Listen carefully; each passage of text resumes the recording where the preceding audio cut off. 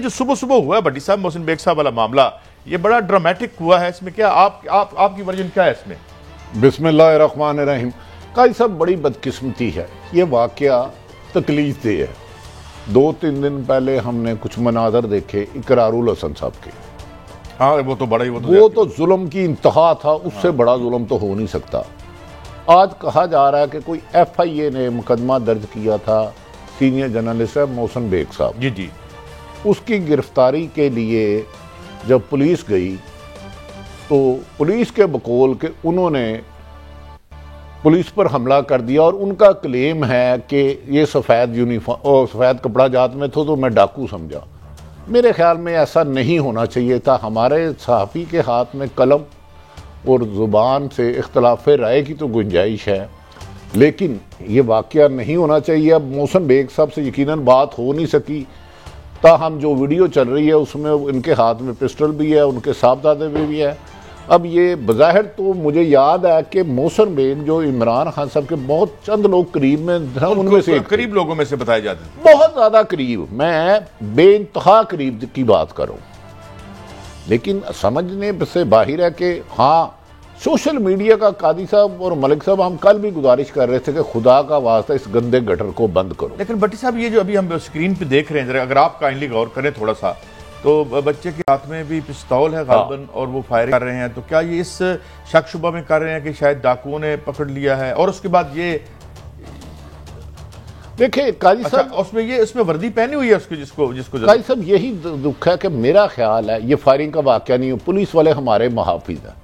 अगर उन्होंने मुकदमा दर्ज किया है, अगर वो गए हैं तो जाके पेश होना चाहिए था, अदालत में अपना मौक़िफ़ अपनाना चाहिए था।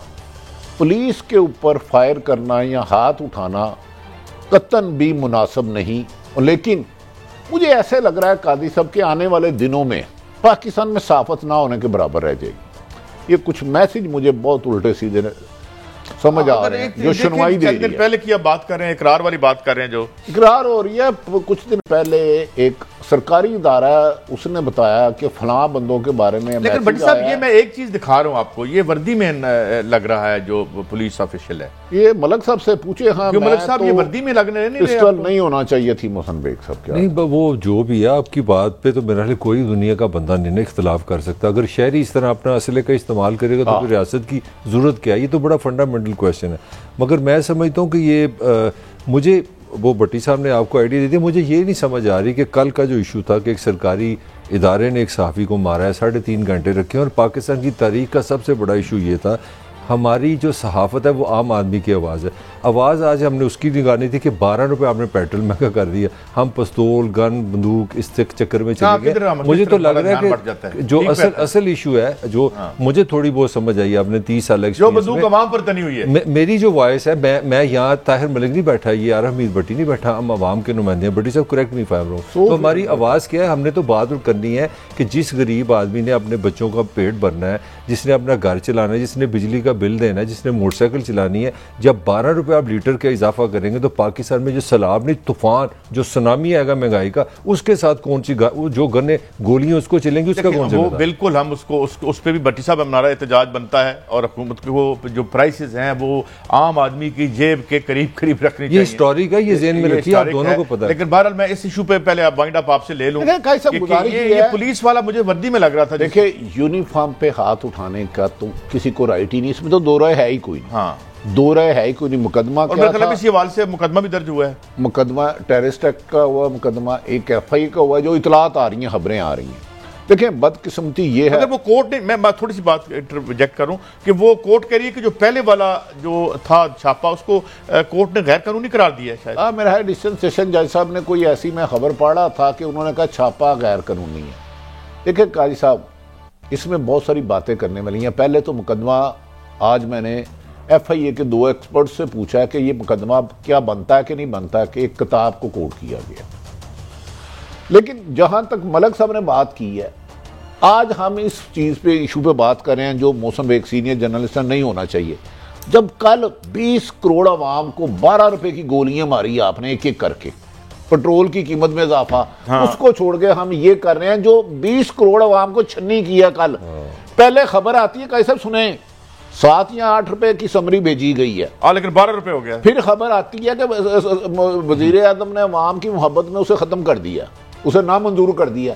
रात अचानक खबर आती है कि 12 रुपए कीमत में इजाफा कर दिया गया। ये इशू है इस 20 करोड़ अवाम। बिल्कुल ठीक बात है, लेकिन मैं चूंकि इसको हमने एग्जॉस्ट करना है, इस खबर को भी देना है, क्योंकि एक वाकया हुआ है। जरा शहबाज गिल साहब और हुकूमत का मौक़िफ़ भी बड्डी साहब मैं आपको आपकी खिदमत में पेश कर दूं। खुद साख्ता सहाफी की बात की जो वज़ीर-ए-आज़म के पास पैसे मांगने के लिए आए थे, जो वज़ीर-ए-आज़म को मैंने कानों से सुना था कि मैं इस मीडिया की टांगे मान के आपके सामने फेंक दूंगा, और वहां पे और लोग भी बैठे हुए थे, मुझे इतने पैसे दे दें। तो वो शख्स आज अपने आप को सहाफी कहे या आप उनको सहाफी कहें, ये आपकी मुझे जस्तजू का पता है सहाफत के लिए, आपने जाती तौर पर क्या की हुई है। आपके लिए भी ये दुरुस्त नहीं कि ऐसे लोग अपने आप को सहाफी। जी, ये तो गवर्नमेंट का मौक़िफ़ है। भट्टी साहब और मलिक साहब दोनों बताएं। मलिक साहब सही राय है। इसमें एक तकलीफ दे बात है, मैं जनरली बात करूंगा। हमारे यहाँ हमेशा होता है जब आपके खिलाफ बात करें ना, आप उसकी बात करते हैं, तो मज़ा तो तब था ना जब आके मोहसिन ने इस तरह की हरकत की थी, आप उस दिन सबको बताते कि यार ये साहबी ने आके हमसे पैसे मांगे, तब तो आपने मुझे बताया नहीं, तो वो मज़ा नहीं इस तरह। कुछ मजीद भी बात की है उन्होंने, ताकि मैं चाहता हूँ गवर्नमेंट का मौक़िफ़ भी आ जाए। भट्टी साहब, हम पे वैसे ही इल्ज़ाम लग जाता है कभी कभी कि मतलब हम तो बिल्कुल ही जो है वो गैर जानबदार हैं। बहरहाल ये सुनाइए जी। ये जो गन है उन्होंने एक FIA या पुलिस के एहलकार के ऊपर नहीं तानी, ये गन उन्होंने स्टेट पे तानी है, तो स्टेट इसका जवाब देगी। जो गन उन्होंने स्टेट पे तानी है उसका जवाब स्टेट देगी। अच्छा भट्टी साहब, ये तो अब जाहिर है स्टेट ने जवाब तो दे दिया है, एंटी टेररिस्ट एक्ट के तहत का कोड कर लिया, 3 दिन का रिमांड ले लिया है।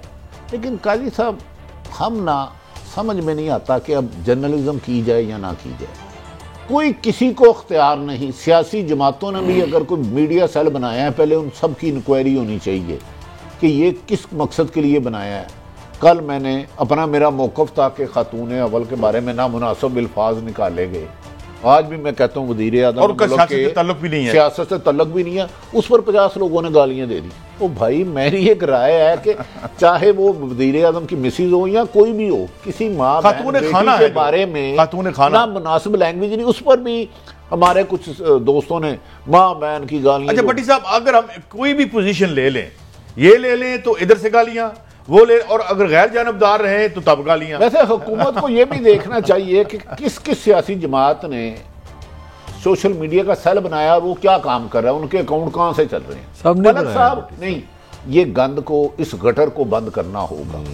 मेरे ख्याल में ये किसी के लिए भी बेहतर नहीं। आपकी बात बजाय ज्यादा तकसीम हो रहे हैं, आपसे करें, मुझसे करें। नहीं भट्टी साहब, देखिए हमारा मसला ये हो गया, इख्तिलाफ तो इंसानी माशरे का हिस्सा है। हमारे यहाँ दुश्मनी बनती जा रही है। आपका मेरे, हम बैठते हैं तीनों दोस्त, हमारे इतने इख्तिलाफ होते, मगर हमारी जो रिस्पेक्ट है एक दूसरे के लिए, उसमें 1 इंच का भी फर्क नहीं। तो ये सोसाइटी आप जिस सतह पे ले गए, मोहसिन बेग साहब का क्या समझते हैं, क्या एंड मुझे तो, मगर मुझे लगा कि उनको एक सपोर्ट मिल गई है। जो आज जज साहब ने जो फैसला दिया कि वो जो छापा गैर कानूनी था, इससे उनके लिए कोई रास्ते मुझे लगा नरम हो गया। क्योंकि जब आप कहते हैं कि आपने रियासत पे गन उठाई है, तो ये बड़ा शहबाज गिल साहब की ट्वीट्स में आप प्लीज, माजी के ट्वीट्स हैं ये, आज मोहसिन बेग के, ये उनके अल्फाज है, मेरे नहीं बेहुदा बेतुके इल्जामात सुने तो वो तो 2 साल पहले सर्दियों का वो दिन याद आया जिस दिन मोहसिन बेग साहब फिरदौस कमान के साथ वज़ीर आज़म ऑफिस तशरीफ़ लाए और वज़ीर आज़म को मशवरा दिया कि उनके तवस्सुत से अगर वज़ीर आज़म मीडिया को 2 से 3 अरब के इश्तिहार दें तो मीडिया कंट्रोल करके सामने यानी ले आऊँगा। उसके बाद क्या उन्होंने कितनी बार वज़ीर आज़म की मिन्नत समाजत की और दरख्वास्त की कि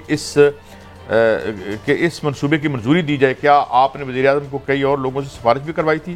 क्या यह दुरुस्त है कि जब वज़ीर आज़म ने आपको इजाज़त नहीं दी तो आपने वज़ीर आज़म के खिलाफ TV पर बात करना शुरू कर दी? फिर जब शहबाज गिल साहब कहते हैं और वज़ीर आज़म को रूस की कंपनी की पाइपलाइन के मनसूबे की फौरी इजाज़त की सिफारिश की और वज़ीर आज़म ने इस कंपनी को उनके कहने की वजह से ठेका नहीं दिया क्योंकि उनका ख्याल है वो बहुत महंगा ठेका था। अब मैं उनसे ये मैं कह रहा हूँ, शहबाज गिल साहब कह रहे हैं, पूछता हूँ कि इस डील में उनका कितना कमीशन था। फिर ये मतलब और ये इस तरह की बातें हैं जो जो जो अब इल्ज़ामात लग रहे हैं। अब मैं बड़ी साहब सवाल मैं आपसे ये करता हूँ, मैंने तो वो किताब नहीं पढ़ी, अगर उस किताब को पहले पढ़ के बैन कर देना चाहिए था, क्या ख्याल आपका? देखिए, मैं यही कह रहा हूँ कि अगर उसमें को भी शूतर बेमुहाद नहीं होना चाहिए, हमारी भी एक लिमिट होनी चाहिए। बिल्कुल, इस बात में दो राय है ही कोई नहीं। हमें कोई हक नहीं किसी के बारे में इल्जामत लगाने की, और बेखुदा गुफ्तगू की तो हक ही नहीं। लेकिन मुझे समझ में नहीं आती, आप लोगों को शायद अंदाजा नहीं है, जितने मोहसिन बेग साहब इमरान खान के करीब थे ना, आपका तसव्वुर भी नहीं जा सकता। आप तो विटनेस है इसके, मुझे पता है, हजारों विटनेस है। इसमें इस टेलीफोन में मोहसिन बेग साहब की जहाज में 10 तस्वीरें हैं, इस मेरे फोन में। इमरान खान साहब के साथ। मेरे और कि मैं गरीब आदमी हूं, मैनू कोई जहाज च बनदा, मैनू कोई चिंग चीज नहीं बनदा।